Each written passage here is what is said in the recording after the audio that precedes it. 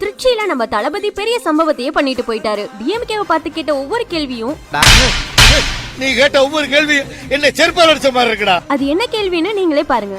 Case சிலிண்டருக்கு மானியமா 100 ரூபாய் தரேன்னு சொன்னீங்களே, தந்தீங்களா? 1000 ரூபாய் ஒருத்தர் விடாம எல்லா பெண்களுக்கும் தருவேன்னு சொன்னீங்களே, தந்தீங்களா? டீசல் விலையில மீதி இருக்கிற 3 ரூபாய் குறைப்பேன்னு சொன்னீங்களே, குறைச்சிங்களா? நீட்டு தேர்வை ரத்து செய்வோம்னு சொன்னீங்களே, ரத்து செஞ்சீங்களா? கல்வி கடனை ரத்து செய்வோம்னு சொன்னீங்களே, ரத்து செஞ்சீங்களா? மீனவர்களை பழங்குடியின பட்டியல சேர்ப்போம்னு சொன்னீங்களே, சேர்த்தீங்களா? மீனவர்களுக்கு 2 லட்சம் வீடுகள் கட்டித்தரப்படும் சொன்னீங்களே, கட்டி தந்தீங்களா? அனைத்து மீனவ கிராமங்களிலும் மீன் உலர்த்தும் தளம் அமைக்கப்படும் சொன்னீங்களே, அமைச்சு கொடுத்தீங்களா?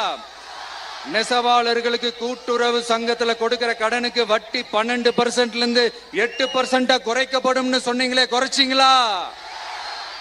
ஆட்டோ ஓட்டுறவங்களுக்கு சொந்த ஆட்டோ வாங்க 10,000 மானியம் வழங்குவோம்னு சொன்னீங்களே, வழங்குனீங்களா?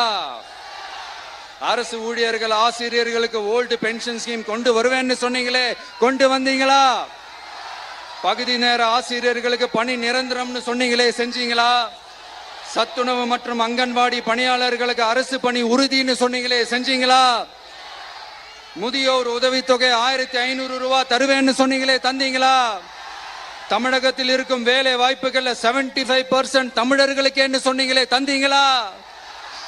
3 லட்சத்தும் மேல் இருக்கிற காலி பணியிடங்கள் நிரப்பப்படும் சொன்னீங்களே, நிரப்புனீங்களா? தூய்மை பணியாளர்கள் பணி ஊதியம் ஓய்வூதியம் போன்ற கோரிக்கைகள் நிறைவேற்றப்படும் சொன்னீங்களே, நிறைவேற்றினீங்களா? மக்கள் நல பணியாளர்களாக 25,000 பெண்கள் நியமிக்கப்படுவார்கள் சொன்னீங்களே, நியமிச்சீங்களா?